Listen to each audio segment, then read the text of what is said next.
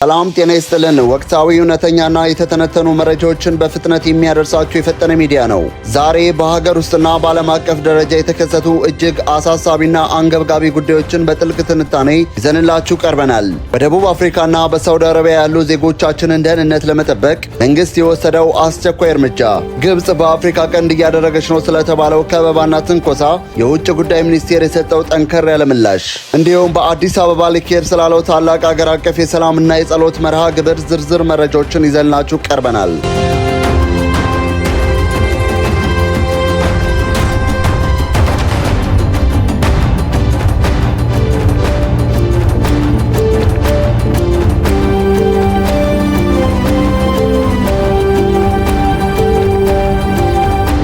የኢትዮጵያውያን ዕጣ ፈንታ በደቡብ አፍሪካና ሳውዲ አረቢያ መንግስት የወሰደው አስቸኳይ እርምጃና የዜጋ ተኮር ዲፕሎማሲ ፈተናዎች። ደቡብ አፍሪካ ለበርካታ ኢትዮጵያውያን ነጋዴዎችና ስደተኞች ዋና መዳረሻ ብትሆንም ዜጎች ላይ የሚደርሰው ጥቃት ግን ዛሬም የዕለት ተዕለት ስጋት ነው። የወንጀል ቡድኖች ጥቃት ሰለባ የሆኑት ኢትዮጵያውያን ጉዳይ አሳሳቢ ደረጃ ላይ ደርሷል። ይህንን ተከትሎ የኢፌዴሪ ውጭ ጉዳይ ሚኒስቴር በቅርቡ በተካሄደው የብሪክስ አባል ሀገራት ስብሰባ መድረክን በመጠቀም የደቡብ አፍሪካ መንግስት በይፋ ጠይቋል። ኢትዮጵያ በጥቃቱ ዙሪያ ያላትን ጥልቅ ስጋት የገለጸች ሲሆን በዜጎቿ ላይ የሚፈጸሙ ግድያና ዘረፋ በአስቸኳይ እንዲቆምና ወንጀለኞች ለሕግ እንዲቀርቡ አሳስባለች።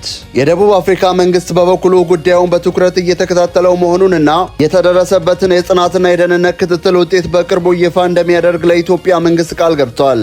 ይህ የዲፕሎማሲ ጥረት በቃላት ብቻ የተገደበ አይደለም። የኢትዮጵያ መንግስት ጉዳዩን በቅርበት የሚከታተል ከደቡብ አፍሪካ የጸጥታ አካላት ጋር በቀጥታ የሚሰራና ለዜጎች ዘላቂ መፍትሄ የሚፈልግ ልዩ የባለሙያዎች ቡድን አዋቅሯል። ይህ ቡድን በአጭር ጊዜ ውስጥ ወደ ስፍራው እንደሚያቀና ተረጋግጧል። ይህ እርምጃ መንግስት ከዚህ ቀደም የሚከተለው ከነበረው የመንግስት ዲፕሎማሲ ወጥቶ በተግባር መሬት ላይ የወረደ ጥበቃ ለማድረግ መዘጋጀቱን የሚያሳይ ነው ሲሉ የፖለቲካ ተንታኞች ይገልጻሉ።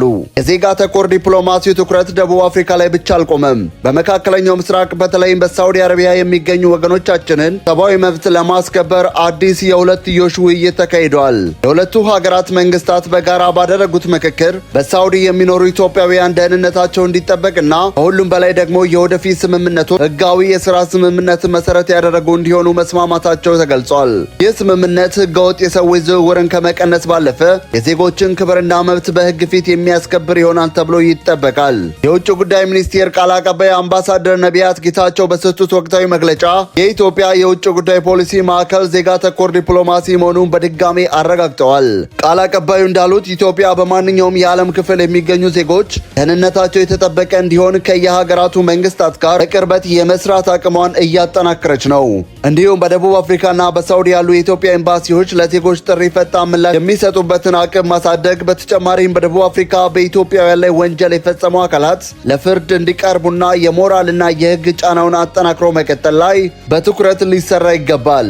ኢትዮጵያ የባህር በር ፍላጎቷንና ብሔራዊ ጥቅሟን ለማስከበር በምትጥርበት በዚህ ወቅት ቀጠናው አዲስ የጂኦፖለቲካ ትኩሳት እየተከታተለ ይገኛል። ግብጽ ኢትዮጵያን ለመክበብ የጀመረችው አዲስ ስልትና የውጭ ጉዳይ ሚኒስቴር አስገራሚ ምላሽ። የኢፌዴሪ ውጭ ጉዳይ ሚኒስቴር ቃል አቀባይ አምባሳደር ነቢያት ጌታቸው በቅርቡ ለጋዜጠኞች በሰጡት መግለጫ ግብጽ በአፍሪካ ቀንድ አካባቢ የምታደርገውን ወታደራዊና ዲፕሎማሲያዊ እንቅስቃሴዎች በጥብቅ ተችተዋል። ቃል አቀባዩ እንዳሉት ካይሮ በቀጠናው የምታሳየው እንቅስቃሴ ኢትዮጵያን በዲፕሎማሲውና በደህንነት ረገድ ለመክበብ የሚደረግ ጥረት ይመስላል። ይህ ትንኮሳና ውጥረት የመፍጠር ተግባር በተደጋጋሚ የታየ መሆኑን የገለጹት አምባሳደሩ ጉዳዩ ግን ለኢትዮጵያ አዲስ እንዳልሆነ አስረድተዋል። ይህ አዲስ ነገር አይደለም፣ ግብጽ ለረጅም ጊዜ ስትከተለው የቆየችውና የሞከረችው የቆየ ስልት ነው ሲሉ አምባሳደር ነቢያት ጌታቸው ካይሮ በታሪክ ስትጠቀምበት የነበረው የታላላቅ ሀገራትን ባህል ታሪክ አስታውሰዋል። ለመሆኑ ግብጽ ለምን አሁን ይህንን ስልት በከፍተኛ ሁኔታ ማጠናከር ፈለገች? ለዚህ ጥያቄ ውጭ ጉዳይ ሚኒስቴር ግልጽ ምላሽ ሰጥቷል።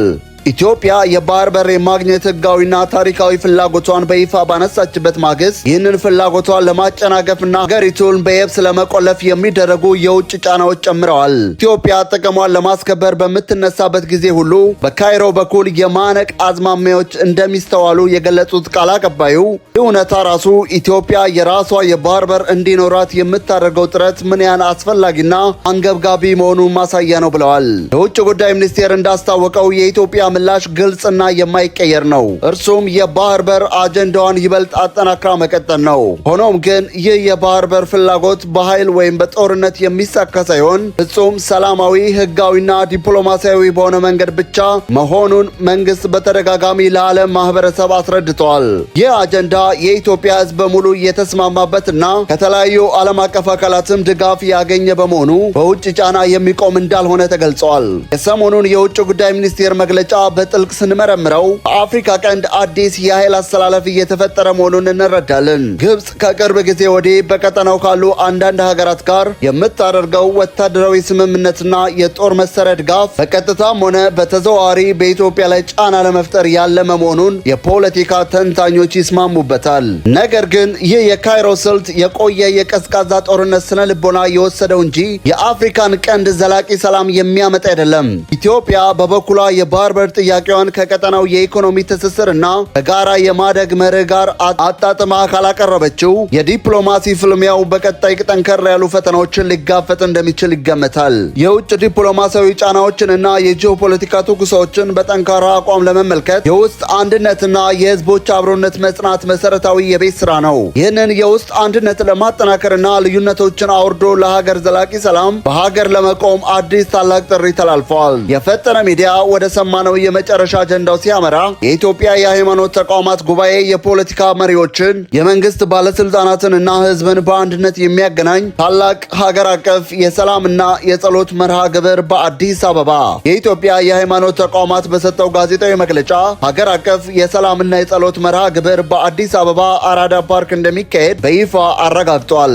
የጉባኤው ጠቅላይ ጸሐፊ ሊቀ ትጉሃን ቀሲስ ታጋይ የታደለ እንደገለጹት ይህ መርሃ ግብር እንዲህ በተለምዶ የሚደረግ ሳይሆን ሁሉም የህብረተሰብ ክፍሎች በጋራ የሚሳተፉበትና ትልቅ ሀገራዊ ግብ ሰንቆ የተነሳ ነው። መርሃ ግብሩ ግንቦት 16 ቀን 2018 ዓ.ም ከቀኑ 9 ሰዓት ጀምሮ የሚካሄድ ሲሆን ህብረተሰቡ የጉዳዩን አሳሳቢነትና አስፈላጊነት ተረድቶ በንቃት እንዲሳተፍ ጥሪ ቀርቧል።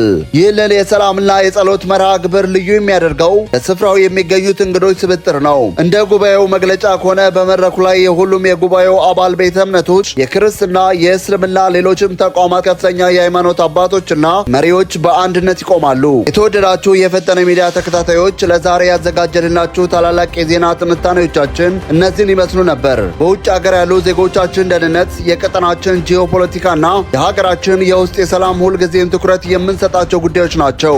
መረጃዎችን ለሌሎችም ለማድረስ ቪዲዮ ላይክ እና ሼር ማድረጋችሁን እንዳትረሱ።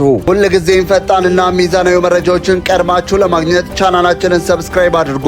ሰላም ለሀገራችን፣ ሰላም ለዓለማችን።